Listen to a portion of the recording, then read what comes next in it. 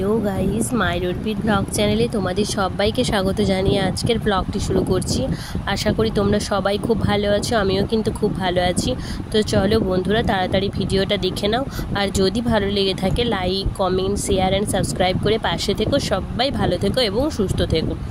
তো দেখো আমার বর এখানে কি নিয়ে এসছে, এই যে এঁচোড়, আম আর এই যে কুমড়ো। তো চলো বন্ধুরা, তোমরা পুরো ভিডিওটা দেখতে থাকো।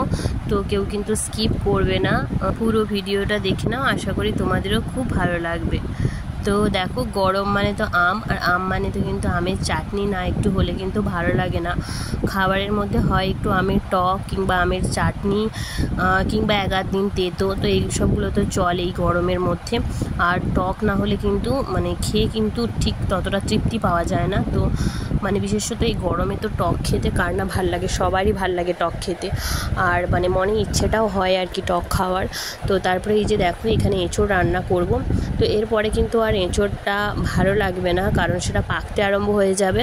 তো তার জন্য আর কি, তো এখন কিন্তু এঁচোড়টা ভালো লাগছিল, এরপরে কিন্তু আর ততটাও ভালো লাগবে না। তো দেখো এখানে এঁচোড়টা এই যে মা কেটে দিয়েছিল। তো আমি না এঁচোড়টা ঠিক কাটতে পারি না, এখানে মাই কেটে দিয়েছে এঁচোড়। আর এই যে দেখো, জলের মধ্যে দিয়ে রেখে দিয়েছিলাম। তো একটু নুন দিয়ে রাখলে ভালো, জলের মধ্যে এভাবে তো অনেকটা কষ বেরিয়ে যায়। আর এই যে আমি এখানে জলের মধ্যে দিয়ে রেখেছিলাম, তারপরে এই যে ধুয়ে আর কি তুলে নিচ্ছি। নিয়ে কিন্তু আবারও আমি ভালো করে ধুয়ে তুলে নেব। তো আবার একবার মানে ধুয়ে নেব ফ্রেশ করে। তারপরে আমি কিন্তু এটাকে ভেজে করব। তো আমি আমার মায়ের কাছ থেকে শিখেছি। তো মানে মা আমাকে বলেছে যে এভাবে এঁচোড়কে ভেজে করলে সেটা কিন্তু খেতে আরও সুস্বাদু হয়। নাহলে কিন্তু আগে কি করতাম, একটা সিটি দিয়ে প্রেশার করে সেদ্ধ করে করতাম। কিন্তু সেদ্ধ করার থেকে নাকি এভাবে ভেজে করলে সেটা আরও খেতে টেস্টি হয়। আর সত্যিই বলছি, ভেজে করার পর যদি সেরকম কোনো মশলা নাও থাকে, এমনি বাড়িতে যা মশলা আছে, পেঁয়াজ কিংবা আদা রসুন যদি নাও থাকে, দিয়ে করলে কিন্তু খুব সুন্দর হয়। তো তারপরে এখানে ছিল আম, অল্প করে একটু চাটনি করব। আর এই এঁচোড়ের তরকারির সাথে কিন্তু একটু আমের চাটনি না হলে কিন্তু খেয়ে ততটাও আনন্দ লাগে না। তো তার জন্য আমের চাটনি করব। আর এই যে কড়াই তেল দিয়ে দিয়েছি, তো তেলটা গরম হয়ে গিয়েছে। আর আমি না তেল গরম হয়ে যাওয়ার পর মাছ বলো আর সবজি বলো দেওয়ার সময় আমার খুব ভয় লাগে। তো আমি না দিয়ে এভাবে একটু দূরে সরে যাই আর কি। তো তেলের ছিটেগুলো পড়ে না, তার জন্য তো সরে যাই। তারপরে এই যে দেখো, এখানে দিয়ে দিয়েছি সবজি, অল্প অল্প করে তুলেছি। তারপরে এই যে নাড়তে থাকবো, নেড়ে চাপা দিয়ে করলে তাড়াতাড়ি করে ভাজাটা হয়ে যাবে। তারপরে দেখো চাপা দিয়ে করেছি। আর পুরো রান্নার ভিডিওটা করে উঠতে পারিনি আসলে। সব দিকটা দেখতে গিয়ে মানে সোনাপাকেও দেখতে হচ্ছে, তো সব দিকটা দেখতে গিয়ে কোনো না কোনো কারণে পুরো ভিডিওটা করে উঠতে পারছি না। তো যতটাই পেরেছি ততটাই তোমাদের সাথে শেয়ার করছি। তারপরে দেখো বন্ধুরা, এটা হচ্ছে পরের দিনের ভিডিও। তোমরা হয়তো ভাববে টক করেছি আবার উচ্ছে ভাজছি, তা কিন্তু একদমই নয়। টকের সাথে কিন্তু আমরা তেতো খাই না, আর এটা কারোরই খাওয়া উচিত নয়। কারণ সবাই হয়তো জানো যে টকের সাথে তেতোটা বিক্রিয়া করে, তো এটা শরীরের পক্ষেও ভালো না। তো তার জন্য তো যেদিন তেতো খাওয়া উচিত সেদিন টক খেতে নেই, আর যেদিন টক খেতে হয় সেদিন কিন্তু তেতো খাওয়াটাও ঠিক নয়।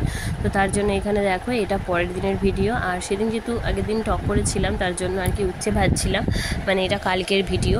আর এই যে দেখো, এখানে উচ্ছে ভাজা করছিলাম। তো উচ্ছে ভাজাও খেতে কিন্তু খুব ভালো লাগে এই গরমের মধ্যে। তো উচ্ছে ভাজছিলাম। তো উচ্ছে ভাজা থাকলে কিন্তু ভাতের সাথে খেতে মানে হাফ ভাতের বেশি ভাত কিন্তু উচ্ছে ভাজা দিয়ে খাওয়া হয়ে যায়। তো মানে এতটাই সুন্দর লাগে। আর তারপরের দিনও এখানে এঁচোড় করছিলাম, কারণ কি বলতো, এঁচোড়টা না অনেকটা পরিমাণে ছিল। আর এঁচোড়কে তো বেশি দিন রেখে খাওয়া যাবে না, অন্য সবজিতেও রাখা যাবে কিন্তু এঁচোড় রাখা যাবে না, তার জন্য এঁচোড়টাকেও করছিলাম রান্না। তো তার জন্য আর ওই যে উচ্ছে ভাজছিলাম আর ডাল করেছিলাম, আর আলু ভাতে দিয়ে রেখেছিলাম। তো আর বিশেষ কিছু করিনি। তো গরমের মধ্যে অ্যাকচুয়ালি কিন্তু মানে সাদা মাটা খাওয়াটাই বেটার, বেশি রিচ খাওয়াটাও শরীরের পক্ষে ভালো না। তো তারপরে দেখো, এই যে আমার বর এখানে যে ট্যাং নিয়ে এসেছিলো, এটা কিন্তু খেতে আমার ততটাও ভালো লাগে না, মানে আমার একদমই ভালো লাগে না বলতে পারো। তোমাদের কেমন লাগে জানি না, যদি ভালো লেগে থাকে কারো কমেন্ট করে জানিয়ে যে হ্যাঁ ভালো লাগে, কিন্তু আমার একদম ভালো লাগে না খেতে। তবুও খেয়েছিলাম, বলছিল যে রোদ প্রচুর, তাই জন্য কিনে নিয়ে এসেছি, একটু খেয়ে দেখো। তো প্রত্যেকবারই এভাবে কিনে নিয়ে আসি রোদের সময়। তো তারপরে এই যে দেখো, আজকে আবার মাছও নিয়ে এলো। তো এই যে দেখো, মাছ নিয়ে এসছে। আর মাছটাকে এই যে কাঁচের মধ্যে রেখে দিল। আর এই যে দেখো জ্যান্ত পোনা মাছ, তো এটা জ্যান্ত পোনা আর অল্প ডিম রয়েছে, অল্প একটু তেল পোটা রয়েছে মাছটা। তো মাছটা খুব সুন্দর মাছ। আর এই যে দেখো মাছের মাথাও রয়েছিল আর এই যে পেটি। তো সমস্ত মিলে খুব বেশি ছিল না, তো মানে একদিনের খাবার মতোই নিয়ে এসেছিলো। এই গরমে রেখে খাওয়ার থেকে যেদিনের জিনিস সেদিনে খাওয়াটাই বেশি শরীরের পক্ষে ভালো, মানে রেখে খাওয়াটা ভালো না, বিশেষত মাছ এভাবে ভেজে ফ্রিজ কিংবা এমনি রেখে খাওয়াটা ততটা ভালো না। তো তার জন্য অল্প করেই নিয়ে এসেছিলো। আমার বর চলে এসছে রান্নাঘরে রান্না করতে। তো আমাকে বলল যে যাও তুমি সোনার দিকটা লক্ষ্য করো আর আমি এদিকে রান্নাটা করে দিচ্ছি। তো আমার বরের ওপরে আবার বেশি কথা বলা চলে না, তখন কিন্তু রাগারাগি করে। তো তার জন্য আর কি, যেহেতু আমাকে বলেছে তো তার জন্য আমি চলে গেছিলাম সোনা বাবার দিকে। তো আমি সোনা বাবার সাথে খেলা করছিলাম। তো আর সেই সময় আমার বর কিন্তু রান্নাঘরে রান্না করছিল। তো এই যে দেখো কি রান্না করছে, চিচিঙ্গে আলু দিয়ে তরকারি আর করবে মাছের ঝাল।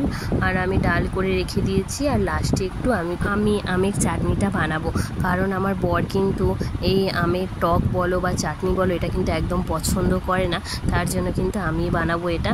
তো চলো, আশা করি ভিডিওটা ভালো লাগলো। যদি ভালো লেগে থাকে সবাই পাশে থেকো, ভালো থেকো, ধন্যবাদ।